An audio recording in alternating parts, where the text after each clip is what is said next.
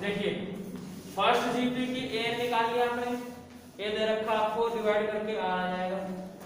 Similarly second GP में ए 1280 है, are आ जाएगा 1/2, डिवाइड करेंगे 640 को 1280 से।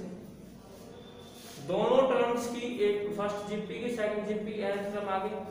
अब अकॉर्डिंग टू क्वेश्चन दोनों को क्या रखना है, इक्वल रखिए। a into 2 raised to power n minus 1 is equal to 1280 into 1/2 raised to power n minus 1। ठीक है, अब इसी तरह से सोल्व कीजिए जरा। देखिए 5 into 2 raised to power n minus 1 is equal to 1280 into, इसको मैं क्या लिख सकता हूँ 1/, ये बेटा देखिए n माइनस 1 1 की पावर भी है 2 की पावर भी है, तो 1 की पावर तो लिखने की जरूरत नहीं है हमें, हम क्या लिखेंगे 1/, डिवाइड में लिख दीजिए 2 रेज़ टू पावर n। ठीक है, समझ में आए? अब 5 से डिवाइड कर दो इसको,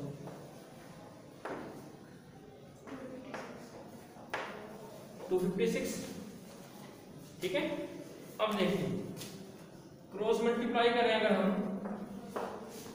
इस किससे मल्टीप्लाई हो जाएगी 2 raise to power n minus 1 into 2 raise to power n minus 1 is equal to 256। Multiply हो गई ना, 2 raise to power n minus 1 2 raise to power n minus 1। अब देखिए जैसे मैंने बताया था कि यहाँ पे तो खैर दोनों केसेस ही सेम है, पावर भी सेम है और बेस भी सेम है। अगर बेस सेम होते हैं, अगर बेस क्या हो सेम हो, पावर क्या हो जाती है ऐड।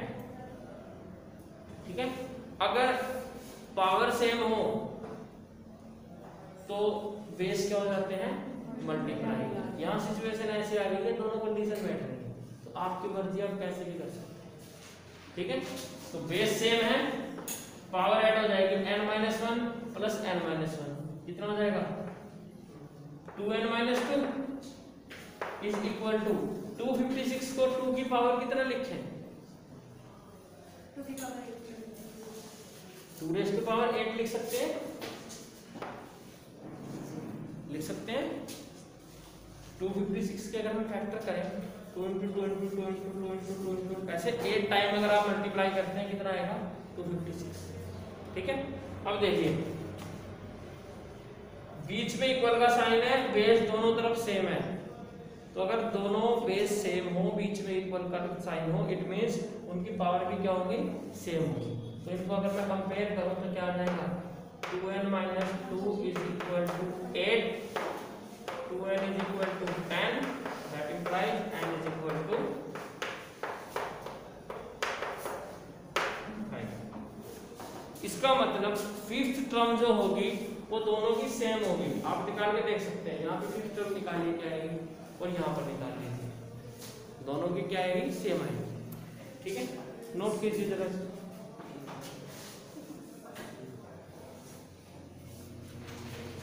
नेक्स्ट देखिए question number 7। If the fourth and ninth term of GP 54 and 13122, fourth term दे रखी है जीपी की कितनी 54 एंड नाइन्थ टर्म ए दे रखा है 13122। फाइंड द जीपी, जीपी निकालने हैं। अब आपको फर्स्ट टर्म नहीं पता है, आपको जीपी नहीं पता क्या है, आपको जीपी निकालनी है, लेकिन उसमें से क्या दे दिया फोर्थ टर्म दे दिया 54 और नाइन्थ टर्म दे दिया 13,120। ठीक है, तो सबसे पहले क्या करना आपको, let first term of GP a common ratio r, ये स्टार्टिंग में आपको हर एक क्वेश्चन में लिखना है। ठीक है, फर्स्ट टर्म क्या मान लीजिए जीपी की ए, कॉमन रेशियो क्या है आर है।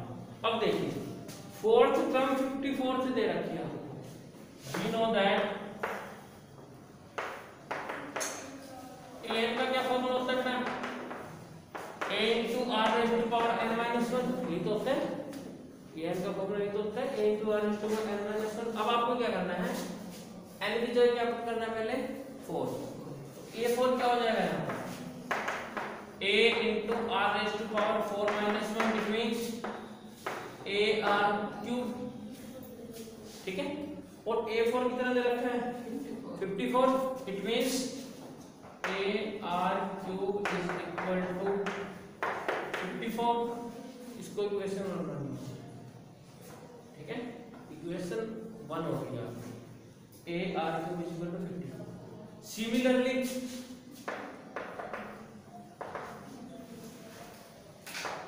a9 क्या दे रखा है बेटा 13 ठीक है।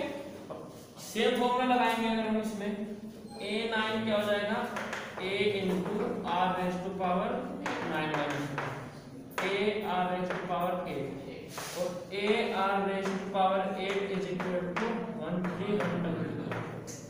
इक्वेशन कोई भी जीपी या एपी आपको निकालनी हो, आपको दो चीजों का पता होना चाहिए, एक तो फर्स्ट टर्म का, एक कॉमन रेशियो या कॉमन डिफरेंस। एपी बना रहे हो या जीपी बना रहे हो। अब क्योंकि यहाँ पे हम जीपी के बारे में बात कर रहे हैं तो हमें क्या क्या चाहिए, एक तो ए चाहिए फर्स्ट टर्म और चाहिए कॉमन रेशियो आर। वो कैसे आएगा देखिए, आपके पास दो इक्वेशन बन चुकी है। Now divide equation 2/1 we get. अब आप क्या कीजिए, इसको इससे डिवाइड कर दीजिए, ठीक है। a r raised to power 8 is equal to किसके इक्वल है 13122। डिवाइड करेंगे क्या आ जाएगा a r raised to power 3 is equal to, ठीक है। आया समझ में, हमने डिवाइड कर दिया, इसको इससे कर दिया, a r raised to power 8 को a r क्यूब से और 13122 को 5 से। समझ में आ रहा है बेटा, a से कैंसिल हो गया। यहाँ पर देखिए r रेज़ टू पावर, ये ध्यान रखिए पावर का रूल होता है, अगर आप न्यूमरेटर से डिनोमिनेटर में लेके जाते हैं तो उसके साइन चेंज हो जाते हैं। यहाँ 8 न्यूमरेटर में ये हम इसको ऊपर लेके जाएंगे तो ये क्या आ जाएगा माइनस, और 13122/5 तो ये r raise to power 5 is equal to कितना आया, कैंसिल हो गए 243। कैंसिल कीजिए 243। अब देखिए यहाँ पे पावर 5 है तो देखिए 243 में हम किस नंबर की पावर लिख सकते हैं 5 3 की होगी, इसको मैं लिख सकता हूँ 3 रेज़ टू पावर 5।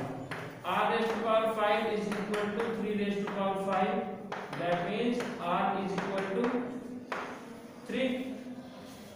r की वैल्यू क्या आ गई 3 आ चुकी है। अब आपको इस r की वैल्यू को इक्वेशन 1 में या 2 में रख के a की वैल्यू निकालनी है। r आ गया, a आ गया, जीपी बन गई।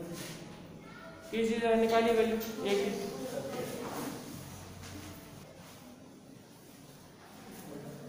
अब इस r की वैल्यू को इक्वेशन 1 में कर दीजिए।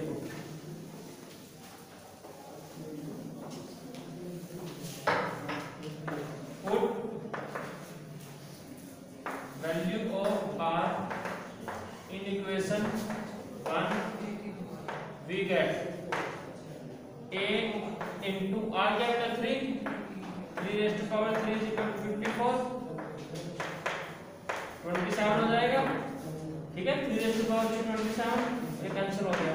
a क्या आ गया 2 आ गया, a है 2 r है 3। आपको क्या निकालनी है, जीपी निकालनी है, तो जीपी क्या हो जाएगी 2 into 3 r से मल्टी, जैसे एपी में d प्लस करते रहते थे ऐसे इसमें r मल्टीप्लाई होता रहेगा। 2 2 3 जा 6 6 3 जा 18 18 3 जा 54 x, ठीक है। नोट कीजिए बेटा, नेक्स्ट देखिए उसके बाद।